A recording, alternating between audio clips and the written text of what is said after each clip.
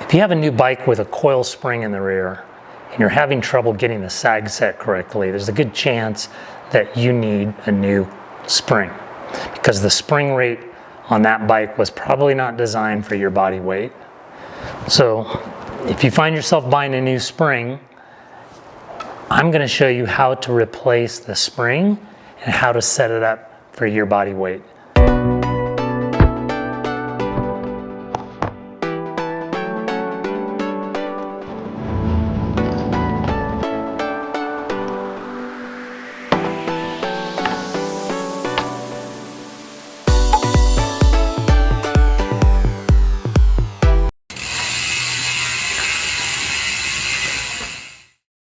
I'm Patrick from Road Less Traveled, and a subscriber asked me how to replace the spring on this bike. Thank you for that, and speaking of which, if you haven't subscribed, please do so, and please give me any comments or suggestions or requests for videos that I can cover. It really helps keep this channel moving. This is my YT decoy, and it has an Olin suspension. The Olin suspension on this bike has the coil rear suspension. When I bought the bike, I realized that when I looked it up that it was not going to have the right spring rate for my body weight, so I knew I was going to be replacing this spring. I called YT, they directed me to the spot on their website where you can determine which spring rate you need. Then I purchased the spring that I needed for this bike before it came. So when the bike came, I was ready to make the change. So it's pretty simple. I'm going to go through that. It means removing this shock and removing a couple of these, the retainer on the back of this, loosening a few things, so I'll go through that right now. The first thing I did was supported the rear wheel so that the suspension won't move when I remove this. The next I'm going to remove these two bolts, which will help me slide this shock right out of here. Before I do that, I'm going to loosen this retaining ring. I'm going to do that while it's on the bike because it's a little bit easier to do while it's on the bike. That will take the compression off of this spring and allow me to remove this ring here, which is the retaining ring for this spring, which allows me to pull that spring right off the shock. I'm loosening a couple nylon screws that hold that retaining ring on. I'm just loosening the retaining ring by spinning the whole spring until I feel the compression come off the spring.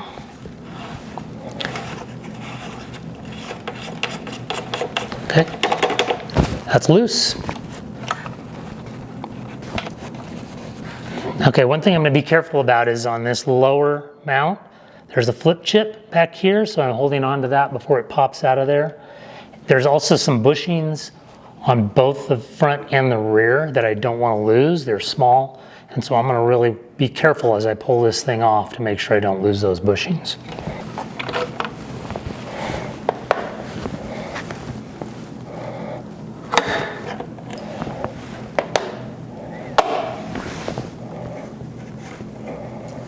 That slides right out of there.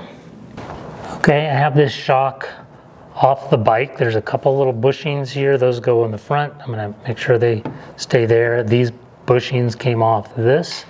Make sure they stay there. I need to remove this little piece here, and I'm going to use this little bike mount to do that. I have this nice little, you can use a screwdriver for this. I'm going to use this. It's like it's the right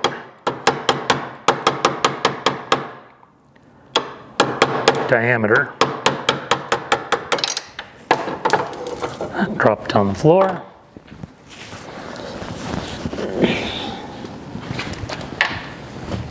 Okay, now I can just pull the spring off. It slides right off of there. And I can put this new spring on. It can go either way. I'll put this retaining ring back on while that bushing is off. The ring itself is not very tight, so you can put it on there by hand.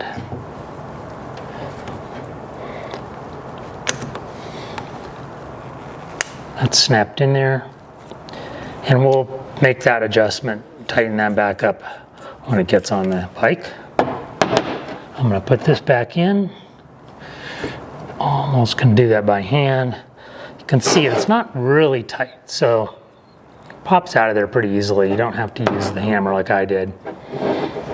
Put these bushings back on this side, like that. Make sure it's aligned.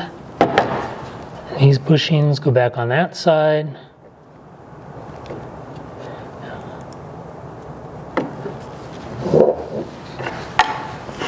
And now it's ready to put back on the bike and be adjusted.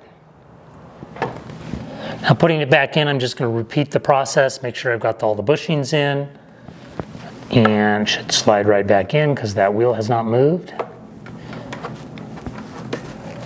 And now I just put screws back in and make sure the flip chip goes back in the same position it started with. Now to set the sag, the first thing you're going to want to do is go to the YT website. Generally, sag on a shock and a fork is set to about 30%. And if I go to the YT website, I'll put a link in the description below. It says that 30% is the right number. And for my weight, which you plug into that website, it says 19 millimeters is the amount of sag that I want. And that's 19 millimeters in the shock going this direction. So if you look at this shock, what I've done here is I've set up a little wire. I've taped it to the bike so it stays stable.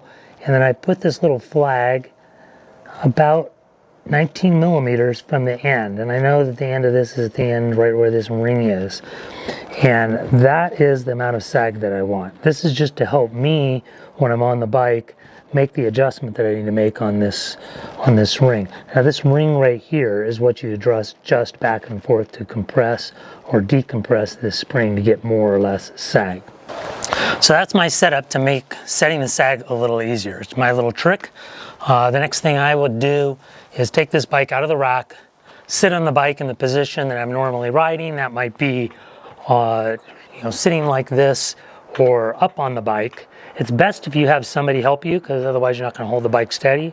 And then just make sure you're on the bike in that position and you can look down and see if you've got enough sag or too much. Make the adjustments with this ring and you're set. Tighten off the screws and you're ready to ride. So I hope that helped. If you're planning to replace the spring on your own bike, it's really not that hard. Check out my video where I describe what I think about a spring versus an air shock in the rear. And also subscribe if this is something you're enjoying. Give me a thumbs up if you like it, and give me any questions or comments down below, and I'd be happy to address them. Until next time, I'm Patrick. See ya.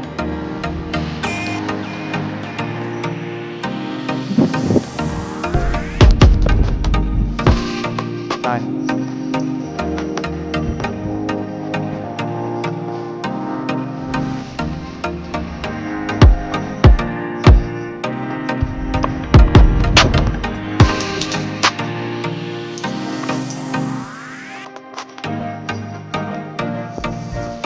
Wow.